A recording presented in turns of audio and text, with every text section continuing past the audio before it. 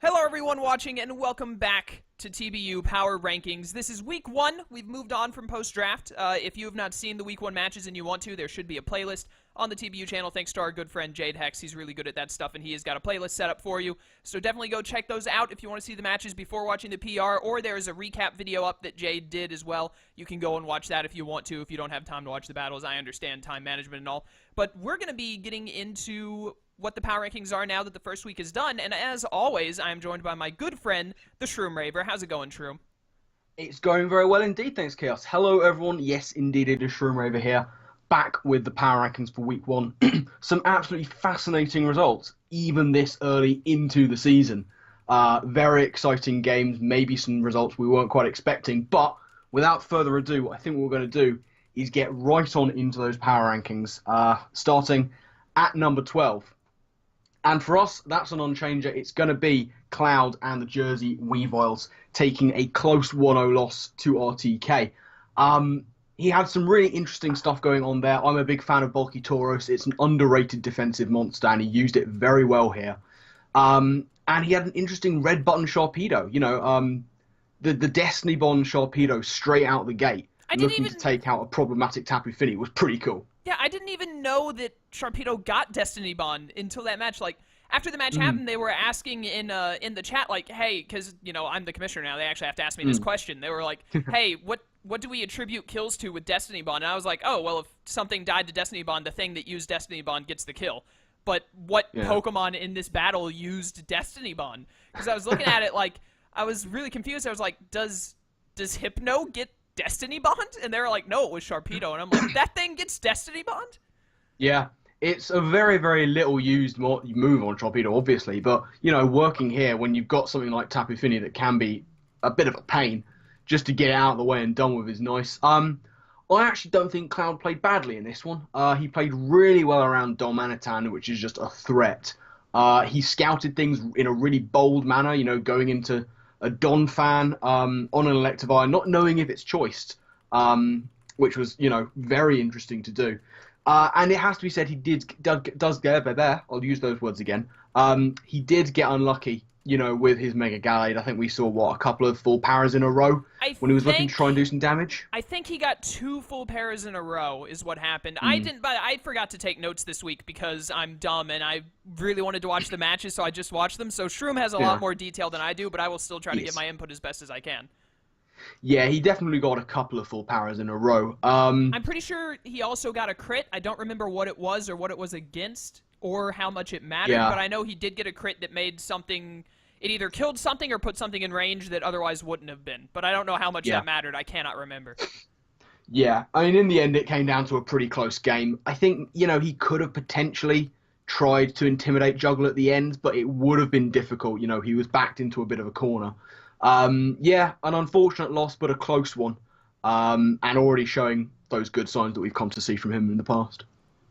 Yeah, it was a pretty good match. It was a pretty close 1-0, so despite the hacks, Cloud did bring it really close down at the end. I really did like the Destiny Bond Sharpedo, mainly just because I had never seen it before. Also, we had, like, I think there were 3 different people that brought their viewer picks in their first week games, and RTK was one of them by bringing Hypno, which happened to be the one sole survivor at the end of this match. So Hypno didn't get the last kill because I think Darm died to recoil is why it ended up being a 1-0, but... Yeah, we're gonna attribute the entire win to Hypno either way, honestly. I think that's fair. We'll have a little chat about RTK in a little bit, but with that, I think we'll probably move on to number 11 on our list. That is going to be Frito and the Welshions taking that 3-0 loss to Kyle. First thing in the beginning of the video, team's going to be in a pace bin down below. Team was not in a pace bin down below. Absolutely unacceptable. I will be talking to Frito greatly about this and expressing my displeasure in the lies that he's ruminating in what is now my league, kind of. It's still basically his league, but I like to say my league when I'm mad at Frito. So when you lie, you make liars of all of us. Exactly, man. Like, you're still a representative of the TBU. We can't allow this to be happening. Also, people who, you know, do like 8-minute team builders at the start of their battle and say like, oh, there's a click thing in the description that'll take you to the start of the battle, gym, and then there isn't one. I'm gonna start cracking down on these people if I have another week of this. But please continue. Yes, it's important. It's important. I mean, looking into sort of Frio's battle, turn one, he has his Kabalion in versus a Landorus Incarnate. Staying in is bold, I think we would say at best, staying with Kabalion versus a Landorus.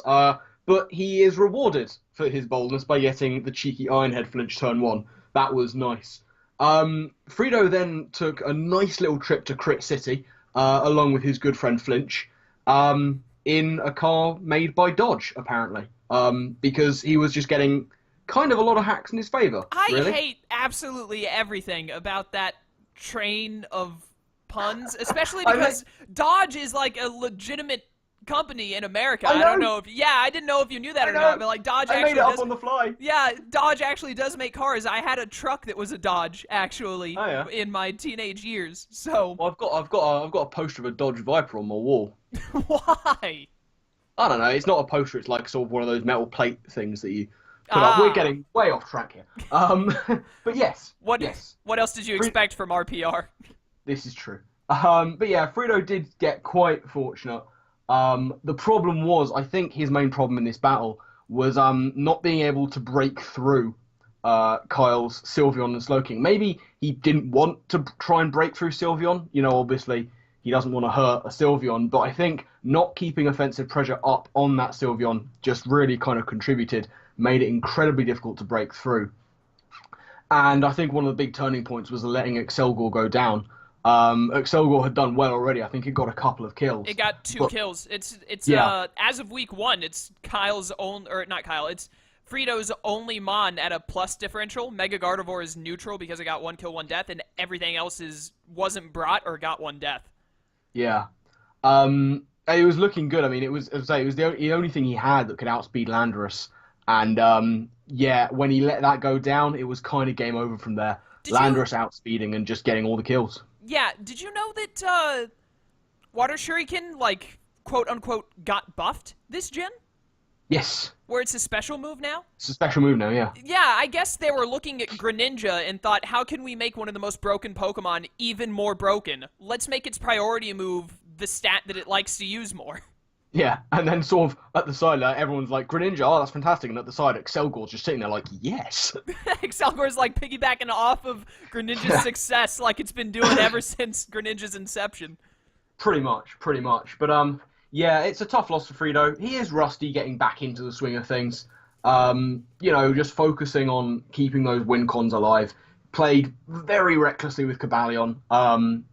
And, make sure to keep the offensive pressure up, keep those win cons alive. I'm sure that, he'll be able to pick up on those and try and get some wins in the future. Yeah, one of the things I've learned most coming back to the League format recently is that you need to pay attention to the opponent's team and realize what Pokemon you absolutely have to have alive to be able to kill a certain Pokemon. Like Landorus I, for example. Like Excelgor was it was his best shot at killing Lando I, so it was definitely one of those things that needed to be kept alive above a lot of the team.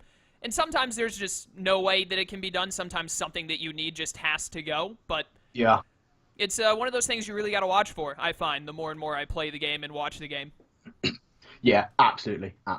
But I'm sure those things will come with time for Frito. Meanwhile, moving on to number 10 on our list, that is going to be the one and only Sinister Sableye. Slowly but surely getting him back down to 17th where he belongs. He loves it there with the Miami Dolphins. I believe that's a fairly new name for him. Loving the name. Yeah, I think it's I don't know if he's used it in other leagues, but I know that wasn't his team name last TBU season. Last TBU season he was in, Gen 7 wasn't even out, if I'm not mistaken. Yeah, correct.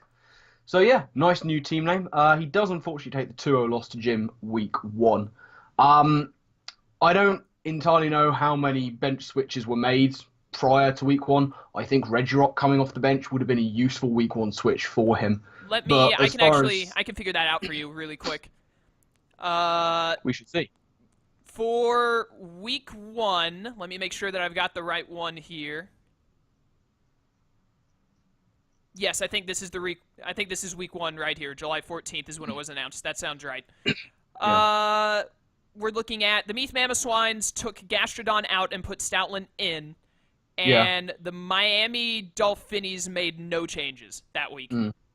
See, I think Regirock would have been nice. His opponent's Victini can pretty much kill everything. We'll come on to that later.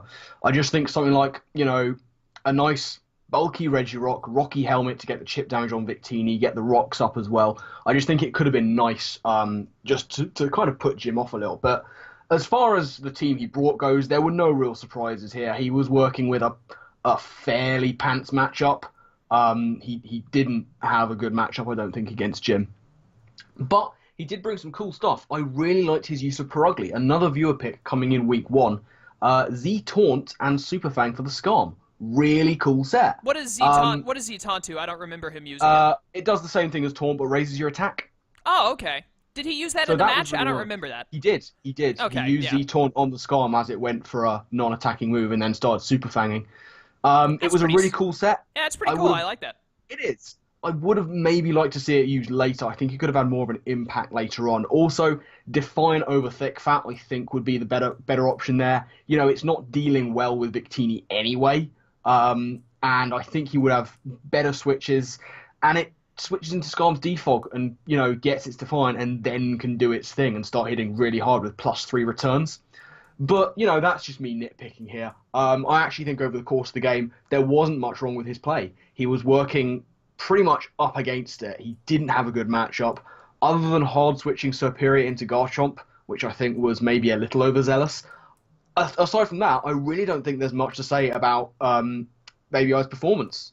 I think he played pretty well throughout. I just think he suffered from a really bad matchup, and he was just working the best he could. I think he did pretty much the best he could. Interesting sets brought, a couple of things to learn from, but yeah, it was, for a 2-0 loss with a really bad matchup, it wasn't actually all that bad of a start. Yeah, typical Baby Eye, doing his best, still losing regardless. I imagine we'll be seeing a lot of that throughout the season.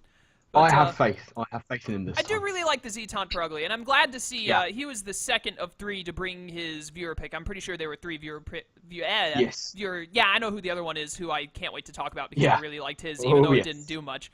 But I'm glad to see people using them since we gave them all Z moves. I'm pretty sure RTK's Hypno did not even have a Z move, or it didn't have a support Z No. move at least. But No. I know that the Perugly obviously had Z Taunt, and someone else had a Z support move on theirs that we'll talk about way later on because he's pretty high up the yes. list. But it was it's very nice to see the viewer picks doing well and all, and people using them. Oh, yeah. I'm glad that having the extra Z moves has kind of incentivized it more. I really was not expecting to see, honestly, any of them week 1, so I was pleasantly surprised.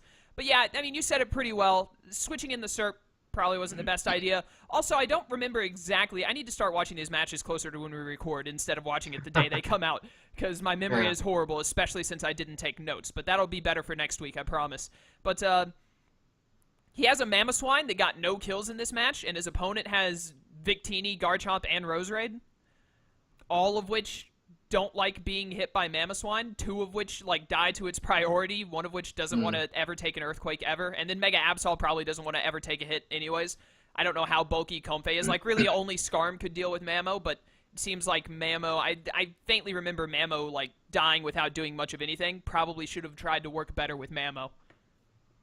Maybe, but that's going to be another sort of case of saving those win cons like we talked about with Frito. Yeah. It'll come with time once, this is week 1 of them getting used to their teams, I suppose. So, yeah, I think we can, it's a true thing. It's a good point to raise. We'll just see. I'm sure we'll see people using their win cons maybe more sort of, what's the word I'm looking for, carefully at sort of the beginning and mid points of the game. But yeah, with that all said, we'll move on to number 9 on the list. That is going to be RTK and the Portland Timbers. The first win we're going to talk about today, that 1-0 over Clouds. Again, no real team surprises, except that's a Hypno. So another one of the viewer picks brought to this game. RTK was on the back foot early on. I don't think he played Electivire very well at all. It's probably because Electivire isn't a very good Pokemon, but Well, the thing is, at the beginning of the match before it started, he said it could do work if Donphan took damage early. but then he used Evire to get damage on Donphan, sacking it in the process. Oh, So, I remember that. That's great. I mean, we're going to see a bit later on, we're going to see some people who went into their games with a plan where something can do work if something else has taken a lot of damage. We're going to see them do it well. I think this was probably an example of RTK just not sticking to his guns. I don't think he played the Electivire well. However, on the other hand, Nasty Pass Hypno is very cool. And he actually played it intelligently. You know, he passed into something. I forget actually what he passed the +2 into, but it was the Tapu Fini. It then got leech seeded, and it was intelligent. You know, it's very tempting when you're set up at +2, just stay in and hit things. But he was like, nope, I'm leech seeded. I need this later. Switch back out. It's always tempted to stay in. He resisted the urge very well indeed. And then Hypno got a kill. There's that. That's like the best part about it. In fact, I think it might have been the Mamoswine that the Hypno killed. Wait, I could be wrong on that. Wait, what? Oh no, hang on, not the Mamoswine. He wasn't playing the Mamoswine. I was about to say, like, there's no Mamoswine in this match. Sorry, completely wrong match. Ignore that. But Hypno got a kill, and that's important. I can't remember. It might have been the Glade when it was getting parried. I can't remember what it was. I can't remember what it was that Hypno killed, but it may have been that. I'm pretty sure Tauros was one of the last ones to go down because it was like super bulky rest talk for the Darm. Yeah, definitely. That might have been the last thing to go down, actually, to Darman. I think Celebi died to Zygarde crit? I can't remember. Either way, Hypno got a kill, and that's important. Yeah, that's what really matters. What else have we got here? I've got here RTK looking to set up with Zygarde 50%. And he says, this time I'm safely free to go for a Dragon Dance. With a Zygarde 50% at 80% of its health versus a full health +1 attack Celesteela. That's not a free Dragon Dance. That's crazy. That's crazy. It works out. It's crazy. It worked out for him in this one, but that's mental. That's mental, also, RTK. That's also Z Celesteela, unless it had already revealed another item. I forget if it had, but I mean, it's a +1 Celesteela. That's not a safe Dragon Dance. Like, it actually worked out for him. He managed to get it off and start doing some damage. But unless he thinks it was a safe Dragon Dance because he was predicting the switch out, which happened, I mean, it's dodgy at best. But he's played a risky game. It has worked out for him this time. So he's shown signs of risk, signs of very intelligent play, signs of forethought, and signs of recklessness. So all in all, quite a healthy mix going on there. A little unpredictable. That's like standard RTK. Recklessness, somewhat good play, and then a little bit of luck thrown in there.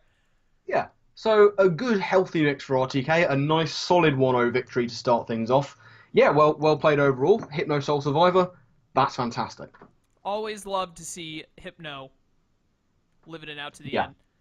Also, there Very was like so. a lot of recoil death in this game because I'm looking at it right now, and Cloud only got 3 kills that match, despite it being a 1-0. It was, what was it? Darm died to recoil, and then something else had to have. Oh, Zygarde was Life Orb. That's how Zygarde died. I remember now. Yeah, that's the one. But yeah, with that, we'll move on to number 8 on the list. That is going to be Alex. Alex and the Birmingham Spritzy. Yep. Taking a heavy 5-0 loss to Ethan this week. At some interesting team building choices. Max Special Attack Fortress. When he said that, I was excited. So I was like, oh, he's already bringing something crazy. I like it. It only had Volt Switch, and the rest of it was a regular old Fortress set. I don't know how wise it was. Wait a minute. Volt Switch isn't even crazy on Fortress. No. That's like if you don't need Gyro Ball, both hazards, and then Rapid Spin, then you put on Volt Switch for initiative. Isn't that how it goes? Yeah, I'm saying that, but it was a max special attack Fortress. Wait, why? With just Volt Switch. I'm not sure. Does it like need the max attack to Oko Swanna? Well, I mean, possibly that might have been it, and if it is, then fair play to him. I'll have to have a word with him and see what that was all about. But I mean, everything else on his team was kind of fairly usual. He brings the Slowbro, even though by his own admission it didn't maybe have the greatest of matchup, but I see why. He needs it in case of that Mega Lop. But again, on the other hand, Mega Lop just gives up so much momentum to Alex's Volt Turn core, it seemed unlikely that it would be brought. But he can't take the risk, and that's fair enough. I really liked the first turn just straight up devastating Drake. Just like turn one of the game, Hydreigon's just going to drop its Z move straight off the bat. I loved the part where he got a max roll, but it still didn't kill Alomomola, and then like Yep. by turn 20, Alomomola was at full health when it had been at 16, turn 1. Yeah, that must have been that actually. Speaking of it being a devastating Drake, that must have been devastating for Alex. You nearly kill an Alamomola in one hit, and then 20 turns later, it's back at full. That's got to be demoralized. I had to play a Mola Balabamala a while ago, and it's actually like I didn't realize how much you have to prep for that mon. Oh yeah, because definitely. like I didn't like just ignore its existence. I did the standard like make sure you have moves to hit water types, etc. But it's like its bulk is very hard to notice, I guess. Like you don't realize how bulky that thing is until you hit it with a devastating Drake from a Hydreigon turn 1. Yeah.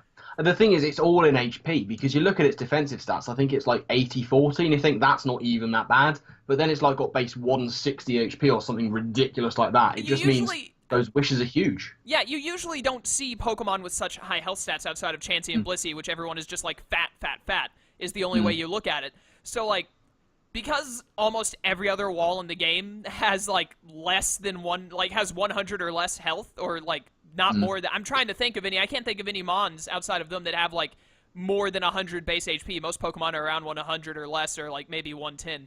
But like, you don't realize until you're up against a Mon like that just how much the HP stat actually plays into the defenses, like more so than the actual defenses themselves. Yeah, absolutely. And we'll talk about how Ethan used that later on, but it really came into effect. Alex was playing, as we expected he would with his team, a heavy Volt Turn game. Problem was those rocks, and this is the problem. We'll come on to exactly why it was so much of a problem later. You know, for playing such a heavy Volt Turn game, he does lose huge momentum going into Slowbro on the Alamomola. I understand why he did it, but it just lost him a lot of momentum. And we had this constant battle of Volt Turn versus Alamomola and Delmise. And Alex was trying to make the best plays he could to get around it, but he couldn't quite get it done. And then Forest just went down, and that was huge. If you're going to play such a heavy Volt Turn game with the likes of Mega Beedrill, you can't have rocks up. You just can't. And the thing is, it was unavoidable. Alex was up against a very good player who knew that was so just like necessary to his plans. Keep the rocks up at all costs. And once Forest just went down, that was kind of it. That was kind of it. When Volt Turn is your game and hazards are up to stay, it's always going to be a problem. Yeah, and it played into it. Between defensive Scizor, Nidoqueen existing, Dragonite can be fairly bulky. Alomomola is like the pinnacle of bulk, pretty much. Yeah.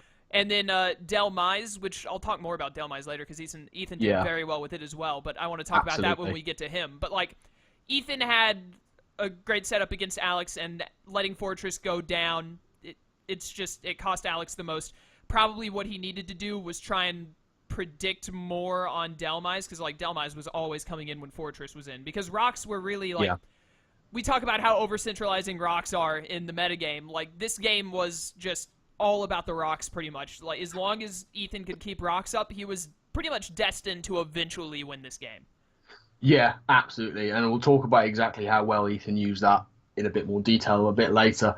A harsh loss for Alex, but you know, again, I'm not sure exactly how used to such ridiculously offensive Volt Turn he is at the moment. Hopefully he'll be able to grow into his team a little bit more.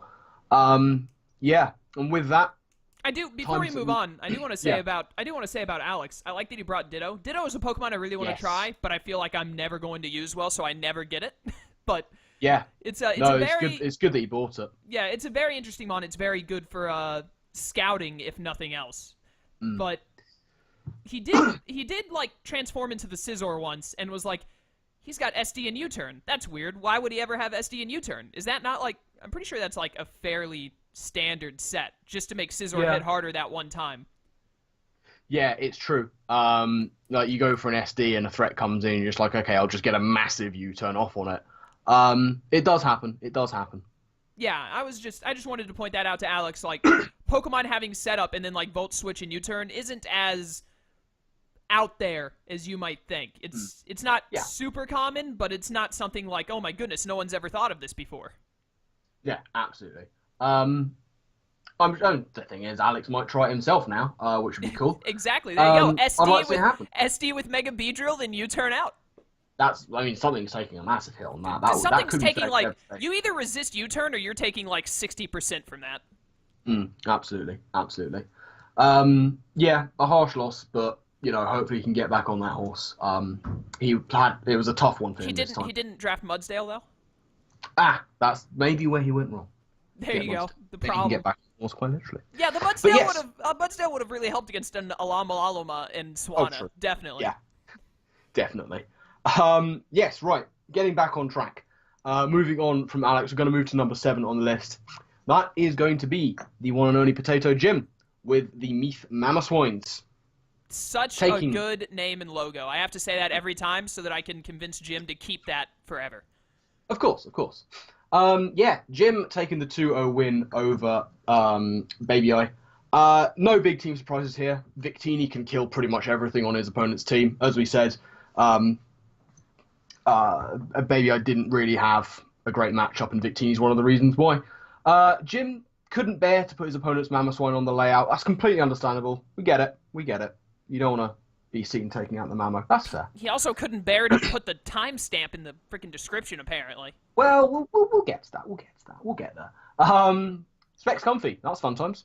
I hate. Cool to see that coming first week as well. I hate to see that. I hate to see that Comfy actually did something because Jim is like. He's got a serious hard-on for Comfy, and I'm like, this Pokemon is not that good. You gotta calm down. But then it actually does something he wants it to do, and it's just like, well, it's still not a very good Pokemon, but it's working for you so far, so I can't really knock it that hard. I hate it. Yeah, fair enough. Speaking of fair, well played, we should say to both Jim and Baby Eye, by the way, to make everything as fair as possible after the DC. There was a DC in their first game. They had to sort of work around that to make everything work. There was a bit of hacks early on in the game that they had to recreate. So fair play to them for doing that. Yeah, I believe was it the Scarm missed a Toxic, so they had it go for default turn 1 is what happened. Yeah, that's correct. Yeah. So well played to them for that. He played Scarm very well. There was an early burn on it, which was a setback, but it was played pretty well. And sort of not too much happens till the mid game, which was just kind of Roserade and Victini just hurting things. Just hurting them as badly as they could, which was nice. Physically and emotionally, they were like calling the opponent names and stuff. Like Mamoswine, you're a fat pig, and then it hit it with like a fire move or something. It's pretty good. Yeah, I mean that's dirty tactics from Jim, but whatever gets you those wins is important. Exactly. A bit later into the game, he sacked off Victini, and I thought things actually looked bad for him there because I was like, Victini's a massive win con. Well, why are you sacking it? But the damage on Rotomorph was vital, so it was the right play to do. Earned him the 2-0 win, and everything on Jim's team got 1 kill. This pleases me greatly. Yeah, I was going to bring that up if you didn't. That's like perfect spread out. So sacking the Victini was the right call just for that alone. But the more I use Victini is an amazing mon. Don't get me wrong. Like, there's no denying it. Some people may say it's overrated, but even if it is overrated by some people, that doesn't change the fact that it is amazing. But the more I had it this past season in the Showdown League I'm in, and the more I had it, the more I realized it usually got like a kill a week, and then I would let it die to something. I was like, you know what? Victini is really good for scaring stuff and weakening it, and then getting a kill or two, and then just dying. Sometimes that's just how Victini goes, but it usually works out.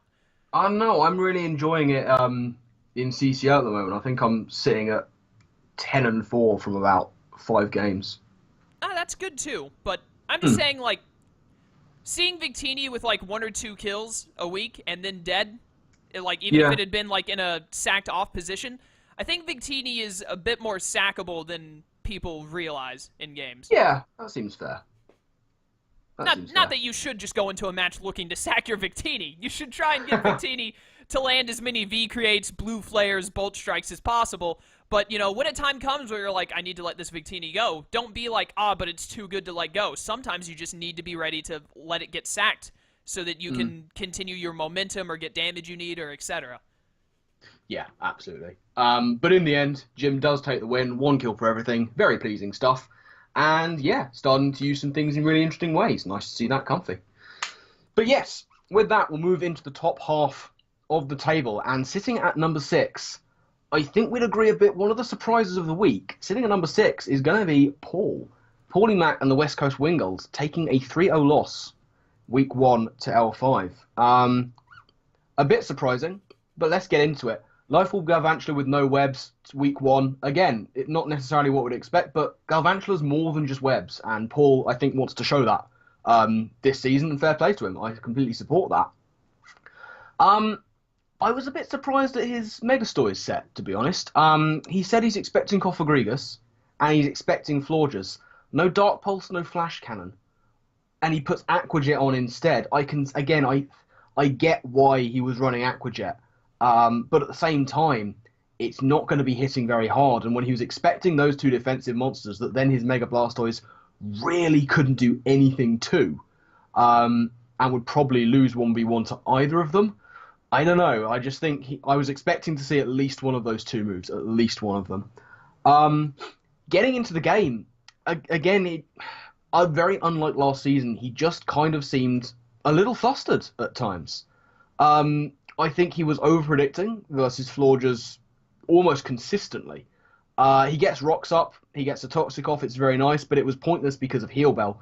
And basically, he saw his Golurk take a massive hit versus Florges in exchange for rocks and for Florges to come out of it at full health without a status. I think the Toxic on his setup Mew, yeah, it really pegged him back. But again, he saw that his opponent's Tangrowth was not AV. You've got to expect something like that. You've got to expect it. When you see a non-AV Tangrowth, you've got to think, okay, it's got some kind of status, possibly Leech Seed, possibly Toxic. This is your setup, end game, bulky sweeper. You've got to get out of there. You've got to get out of there. On the other hand, some really cool things. Licky Licky destroying Inflape, that was fun. I did really enjoy that. Yeah, absolutely. That was very enjoyable indeed. I think you really hit the nail on the head with Paul over predicting, because I watched. I'm pretty sure I watched as many of the perspectives as I could, but this was like not 7, like 6 days ago. So it's hard to remember everything I watched, especially when you've got like 12 perspectives of 6 games going through your head. But I remember watching Paul's perspective and him being like, I don't understand why L5 did that. I could have done this. Or like, I thought L5 would do this, but he didn't do that. It really seemed that Paul was just like, he was predicting L5 to do a lot of things that Paul himself would have done, but then L5 just does not play the way that Paul does. And as a result, it led to Paul, who normally relies on predictions, both in calling his opponent's team and in making predictions in-game. It really threw him off when his predictions were just wrong on more than one occasion. He had wrong predictions back and forth. Like, I remember specifically the Golurk against the Florges. Paul was saying to himself he hadn't revealed anything of Golurk yet. L5 doesn't know what set this Golurk is. If this Golurk is max offensive, it can just flat out kill this Florges from here with like Heavy Slam or something. I don't remember what move. So he's like, so there's no way the Florges is going to stay in. Golurk takes a ton of damage because the Florges stays in on Stealth Rock because L5 doesn't think he's going to die to anything. Yeah. And that just, that right out the gate puts Paul on a big back foot. And then, with Tangrowth, not expecting Toxic to exist, like you said, even though Leftovers had been revealed. I remember Paul saying, like, it's really weird that he's not Assault Vest. And I'm pretty sure his response to that was, I should set up with Mew, or something similar to that. And then he switches into a Toxic, horribly cripples his Mew, puts him in an even worse position than he had been in after that. Like, getting the damage on Golurk was bad. That's already, like, putting you back a little bit. Having your Mew with no Heal Bell on Licky Licky or Mew itself get Toxic when it's like a bulky setup variant with Vacuum Wave and Psychic move is, it's just like, it's really hard to come back from something like that. Yeah, I mean, and the thing is, it seems like we're sort of dumping on Paul here a little bit. One of his greatest strengths, this is the exact kind of example battle where it turns out to be one of his greatest curses, his ability to so accurately predict things. And we saw it in the team builder. Once again, he's got the team damn near spot on. And he comes up against a player like L5, and I'm going to talk about L5 a bit later, who has this one key quality that Paul appears to have sort of kind of overlooked. And that is just how stubborn L5 is. But we'll get onto that when we talk about him. But Paul's come up against a different kind of player than he's used to maybe here. He has been over-predicting. But hopefully this will be a sort of learning experience. Paul has a great strength in his ability to predict things. But sometimes it's not going to happen. Sometimes it's going to turn into an over-prediction. Sometimes you got to attack what's in front of you. That's just the way Pokemon goes. Absolutely. But I think, Paul's a very quick learner. and he'll take this on, I think, instantly from next week, and we might see a little bit of a change in his technique. And if so, fair play to him. This is not going to be too much of a setback for Paul. He is the defending champion, and he'll just use this to flame his hatred for anyone taking that title away from him, and so he should. Yeah, like Shroom said, he's not trying to dump on Paul or anything, but I am. No, not at all. Paul, you suck. I can't wait for you to not make semis. I hope you get hacked out against Slyro. I don't even know if you play him or not. But, yeah. Bad cop, good cop, as always. Let's move on to, speaking of Paul getting hacked out by Sly, hopefully one day, let's move on to there it is. 5th place, which is Slyro. He's moved down one spot because he got trevved this week. Yes. He didn't get moved down too much because, one, the way the other teams had lost, it made it weird to move around the mid-table a little bit. And two, he did lose to, like, what we called the best team in the league.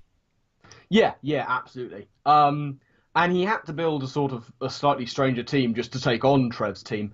Now, you may argue that I'm saying this because I love it, but no Uxie, he's got a Cure and Black.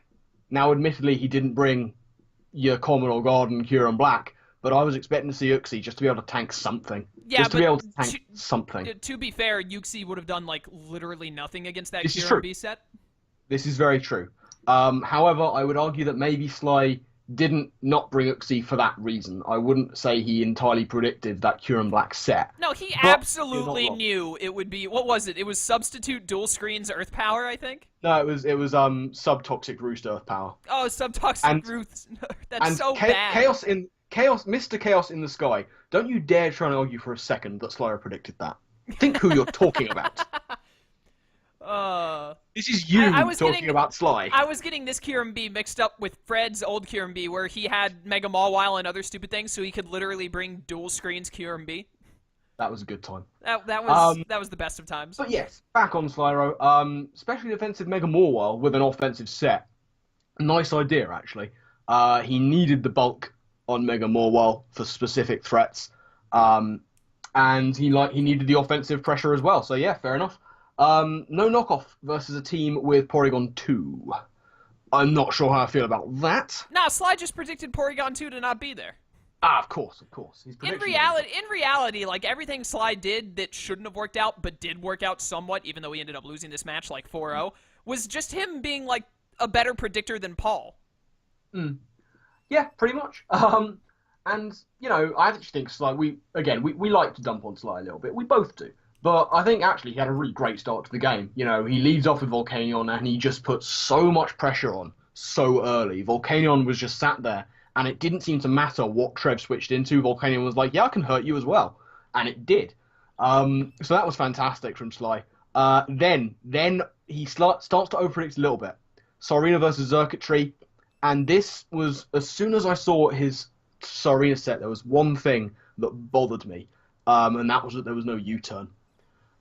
Because I think it really, really made him suffer here. He was packing high jump kick, trop kick, toxic synthesis, I think. Which was a set that was... you mean toxic kick and syntha kick? Possibly. Quite possibly. But that, it really made him suffer because that set was walled by like half of Trev's, not only half his team, but like half his squad. It was walled by.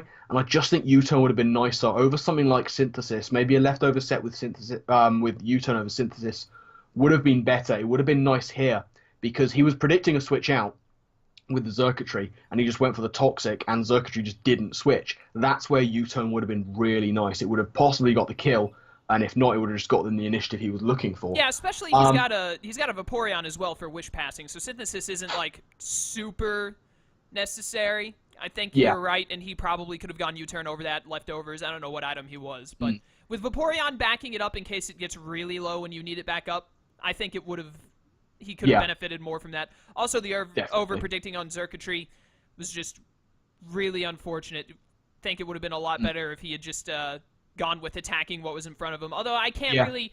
I mean, in Sly's defense, Trev has a Gourgeist. Serena is in. It's got a fighting move and a grass move. Like, trying to predict and Toxic isn't, like... Yeah. It's not a bad play per se, it just didn't work out. I mean, like, if Xurkitree had been more of like a Scarf set or a setup variant that Trev wanted to save for later, Goregeist was one of the most likely switch-ins, or Togekiss, and it would have been a really, really nice to Toxic either of those two things, assuming Togekiss didn't have Heal Bell. But that would make Togekiss have to waste a turn going for Heal Bell, which would also be nice. Yeah, but that was kind of the least of his worries. He got a full power on a Volcanion versus a sub Scolipede. That allows the Spike Layer to go up, and with no removal, I don't think he had. I think he might have had removal left at that point, but it puts pressure on him not to bring in his Toxicroak, which was sashed. And then Curon Black comes in, and Sly just absolutely fell apart. He absolutely fell apart. He was making completely unnecessary switches. He faked out a substitute. He allowed his sash to be broken before spinning. He was just switching in and out and in and out, just letting the Curon Black sit behind a sub. And it just seemed like he panicked. It seemed like he completely panicked and thought he had nothing for it. He could maybe have done some things differently, try to break the sub. He had ways of breaking the sub, and then like the Toxicroak could have come in. It seemed like he fell apart. I think the high jump kick miss versus Curon Black behind a sub, which killed off the Sorina, that was just insult to injury. That was desperately unfortunate. That's the last thing he needed. But yeah, I think the Curon really spooked him. It seemed that Trev had all the answers, and yeah, as I say, Sly kind of just fell apart in the face of it, really, and the rest, as they say, is history. Yeah, the good thing for Sly, though, is that if there's ever a team to just, like, completely lose your cool against, Trev's is the team to do it, because it's already, like, the best team of the season. Yeah, absolutely, absolutely. So, of all the people to have this, like, if this had happened against, like, SS or Cloud, which should be, like, easy wins, then that would have been a problem. He doesn't even. The worst thing is that he doesn't even play SS unless they both get into playoffs. But so we're never gonna get to see that match, unfortunately, unless like everyone else drops out of the league, so we have to put them into playoffs. Hey! I have faith in SS. Are you? You know what? Just move on to the next team. I don't even want to entertain that. I'm suggesting I don't have any faith in Sly. Yeah, but you had to suggest you had faith in SS, and that's just unacceptable. And we're actually it was to make the comparison worse. Okay, we're like 5 minutes behind, so we need to move on to next. We'll move on to we're into the top 4, and sitting at number 4 is going to be L5 and the Oakland Rosa Raiders. That big 3-0 win over Paul. I was surprised not to see the Cofagrigus. But at the same time, it does get pressured heavily by Megastoys if it's packing Dark Pulse, and like a possible Lum Golurk. So yeah, fair enough. I could see it going either way there.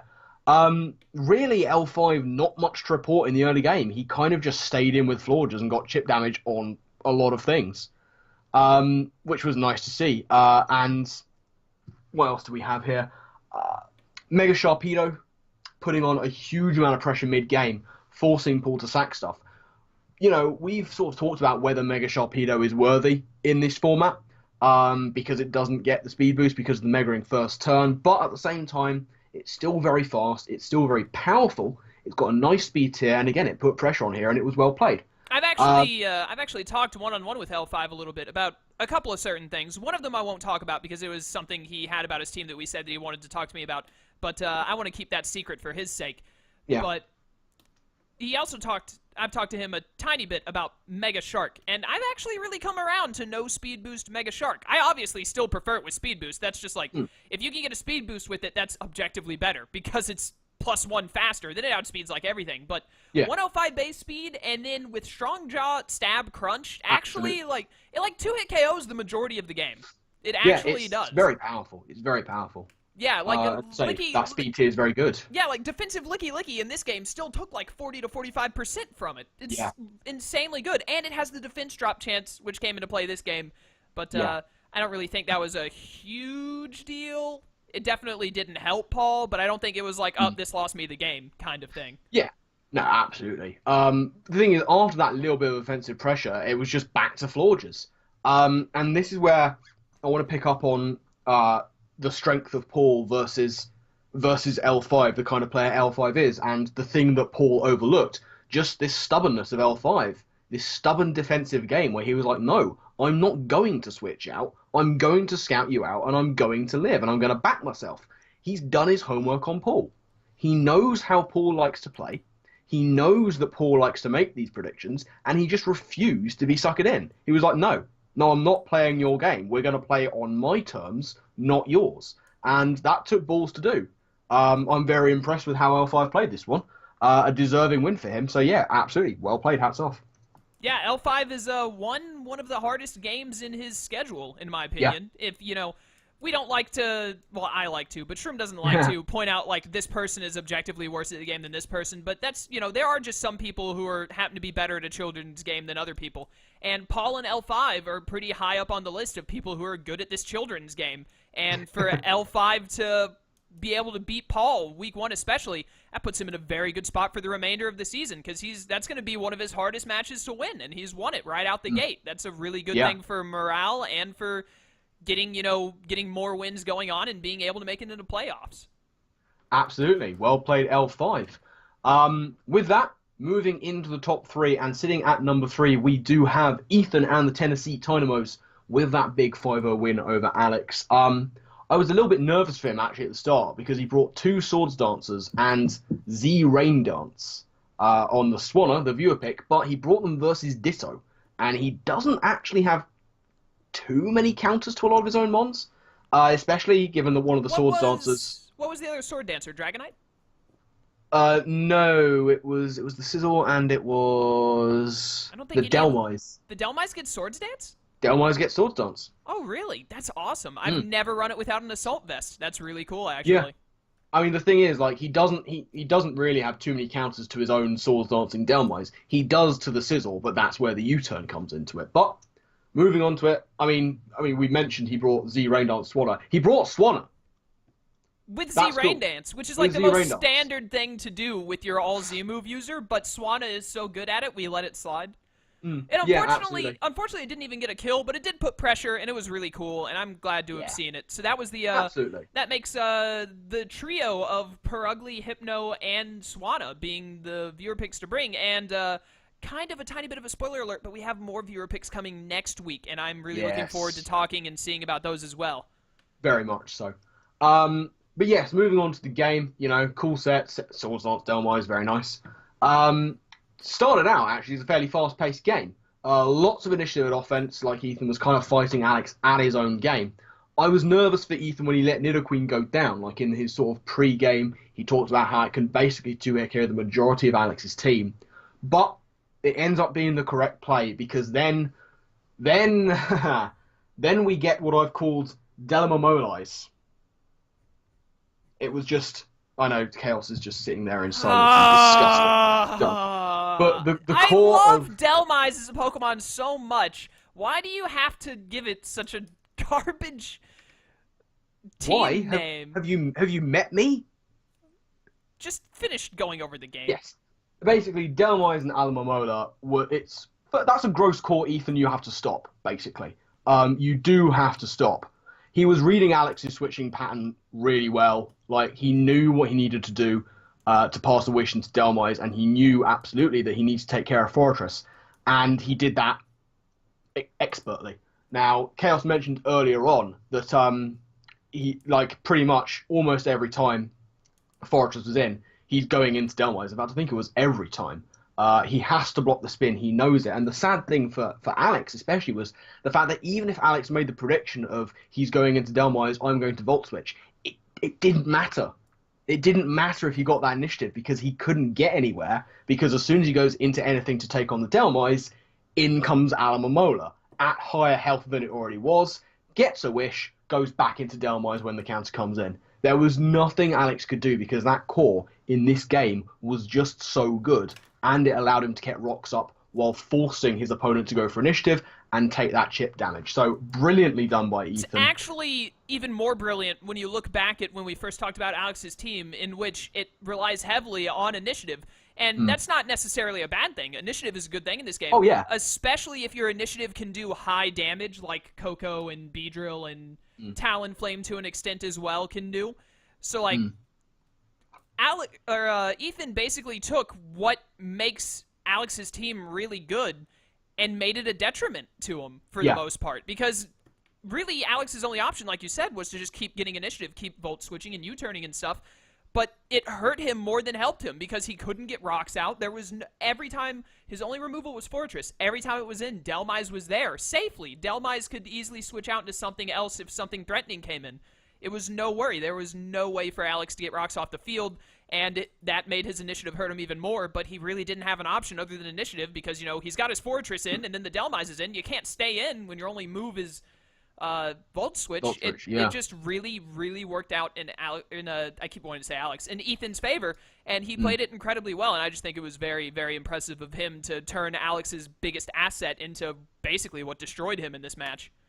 Yeah, absolutely. Like, Alex's middle ground was Slowbro, which was looking to be, it could have been a bit of a thorn in Ethan's side. The big moment came when Delmise finally trapped in Slowbro and took it out, and that was nail in the coffin. It was game over at that point. Ethan takes a monstrous 5-0 win, and that set him up really nicely at the beginning of the season. Yes, it's very, very good going into the season to have a 5-0 win like that. It's a really good start off for him. It's gonna it'll definitely come in really handy because there are plenty. It's having wins like that I feel like in a league like this, differential could end up really making a difference, and by the end of the season, it's possible that differential could be the difference between Ethan getting into playoffs or not. That's very plausible, I think. Yeah, absolutely. It's a great way to start off the season. Great way to start off the season. But with that, we'll move on to number 2 on our league table. Our power rankings table. That is going to be Kyle and the Harlem Gloomtrotters with that 3-0 win over Frito. Looking at the team, surprised to see no Lucario. I thought that Kyle would want to bring Lucario straight off the bat and just try and pressure things as soon as possible. The late game set can clean up this matchup. But fair enough, he brings Flame Charge Heatran instead. A lot of the other sets for Kyle were uncharacteristically normal, which is fair enough. It was just strange to see. I was a little bit thrown. I was like, these look kind of regular. Given that last season, the first week he brought that Fire Spin, Hidden Power Water, Toxic Roost, Megazord X, and this time he's just like, yeah, I've got a regular team. Which kind of plays mind games with your opponent when you're expecting strange stuff and it's just normal. And Kyle's team, when he brings normal stuff, is scary. But looking into the game, thrown early on, missing Toxic on Jellicent, but then we got what I've called the rare gentleman's counter double Toxic. What happens here is he gets Toxicked by Jellicent onto his Slowking, as he then Toxics the Jellicent back. He then predicts the double Toxic from Frito's Jellicent, stays in and goes for the Slack Off, and then predicts Jellicent switch out and goes for the double Toxic of his own to catch something on the switch. That was very nice. I enjoyed that. That pleased me. Very good series of turns for Kyle. Yeah. Very frustrating. Very frustrating for Frito, if I had to guess. Yeah, I mean, you're going for the double Toxic. You think you've got someone nailed down. It doesn't work out for you. Then you think, okay, I've got to switch out. And then they hit you with the plan you just tried to hit with them with. That's frustrating for Frito. Glorious for Kyle. Yeah, we've talked a lot about this game already. Sylveon and Slowking were just difficult to break through. Frito didn't really have anything for them. Nothing too powerful that the other one couldn't deal with. And then, the Landorus cleanup at the end, it was a little bit lucky for him. He needed 3 hits with Landorus to take out the 3 things. Like, he took out the 3 things that Frito had left, but he needed 3 hits to do it. And he was taking hail damage, I believe it was, and he just about lived for the last hit on 1 HP. So that was nice for him. Again, frustrating for Frito, thinking he was going to get in with the residual. But yeah, again, just about saving Landorus for the end game. A solid performance from Kyle week 1. Very well done. Yeah, it was unfortunate for Frito that the hail, I do believe, left him with just enough HP to win, because it had to do like 11 damage, I believe, because I remember watching on Kyle's perspective and he explained it out. It's like, if hail does 11 damage, I die, but I think he probably still could have won with what he had left anyways. Maybe, yeah. Between Slowking and Sylveon, because I don't remember what he was up against, but he would have brought, even if he had died from the hail, I'm pretty sure he would have brought Frito down to 1 Mon, so I don't remember exactly what that Mon was, but it may have mattered, may not have. I think Kyle still would have come out on top. I'd have to go back and watch again to be for certain. But Kyle also got a little haxed, to be fair. Like, Yes, very much if he so. hadn't got haxed out at the beginning, the hail happening wouldn't have even been a factor. Lando I would have Yeah, had plenty of health. But it yeah, did work out. It did 10. I think he was at 31 HP. He had 3 mons to kill. Hail did 10 damage, gave him just enough to win. yeah, So, yeah, absolutely. it was very well done. But we're almost to 55 minutes. We were supposed to end Yeah. 5 minutes ago. So let's get through number 1, which, of course, is Trev and the Houston Toxapexins. It's not Toxapex. It's Toxapexins, I've learned. Yes. And let's go through him, like, really quickly, because there isn't much to say Yeah. other than his team is stupid And and it's- QRMB is great. I think what we basically have to say about Trev is that he is just a sneakily intelligent player. You've got this Stall Kieran Black, non-Serene Grace Togekiss. Yes, Trev. Yes. Thank you. You're not a bad person. Well, then, and let's Mono- not, like, get crazy here. We'll jump to conclusions too early, fair enough. Mono Endeavor Scolipede is bold again. He spent the first part of the game scouting, kind of. And this is the one I was talking about earlier, where I said, remember, I'll talk about someone who went into his game with a plan that required taking lots of damage onto one thing on his opponent's side. This is that game. His plan, he had to weaken the Mega Mawile, and then Kieran Black could do the damage. And it worked out perfectly. A Thunderbolt prediction, a very, very well-played Thunderbolt prediction after early pressure, weakens the Mega Mawile massively. He's already scouted out the Volcanion, which is the other thing that could do massive damage to his Kieran Black. And it looks like he's on the ropes. He's like 6-4 down with Xurkitree and Registeel down, but it's all part of the plan. It was all part of the plan. It all had to happen because then Kieran Black comes in and stays in. And it stalls out the rest of Sly's team. Everything he needed to weaken, he weakened. Everything he needed to scout, he scouted. And it looked like he was losing while doing it, but it was just everything that he let go, he could afford to let go. And he knew he could afford to let it go. So this was just a perfectly executed plan from start to finish. Very well played. done. That's why best team, very well played. He stays in first for now. Like Absolutely. I said during post-draft PR last season, we had Leo stay in first for a lot of it. Even though he didn't end up winning the championship, he got second place, though. But Yeah. I can definitely see Trev, unless maybe Kyle or someone knocks him out. Kyle or Ethan have the potential to knock him out of it. Maybe even L5, he's kind of creeping up there. One of them may be able to knock him out of it, but I wouldn't be surprised if we see Trev in first place for at least the first few weeks. I don't know who his opponents are that he's going up against, but I've got a good bit of faith in Trev's team, and especially after seeing how he played his first game, that he can keep on to first in PR and maybe even go all the way. Maybe. It's early days yet, but this is a good indicator. But this is going to wrap things up from this issue of the power rankings after week 1. Remember, as always, these are just our opinions, but let us know in the comment section what you think of them and where you would rank our coaches and teams after this week. We're always fascinated to hear what you guys and girls think. Keep an eye out for other analytical style videos on this channel coming up over the course of the week. And of course, look out for those coach battles on the individual channels, which I'm sure you'll find in the description of this video. Yes, be sure to check them all out. It's looking very good. Week 1 was a good start for a lot of people, not so much for some others. I'm really looking forward to see how they take it into week 2. Some people capitalizing on their wins and pushing forward, or some people getting back onto the 1 foot. Although, even if you end up 0-2, you can lose your first 2 games as long as you win the 6 after that. You'll still probably make playoffs. But Yeah, absolutely. Yeah, so don't let it get you discouraged if you lost this first week, or even if you lose 2 weeks in a row. You can still come back. But thank you all for watching. We actually just managed to keep this under an hour. Go us. Nice. We were hoping for around 50 minutes, but this is still under an hour. I'm okay with that. Yeah, for the first week. Yeah. That's that's perfectly fine. But yeah, be sure to check out the coaches' stuff is in the description. Mine and Shroom's links are in the descriptions as well if you want to check us out. And we hope you all enjoyed. Be sure to tell us what you thought of the power rankings, where you think people should be and whatnot. And we will see you next week for week 2 of PR. And until then, farewell. Laters.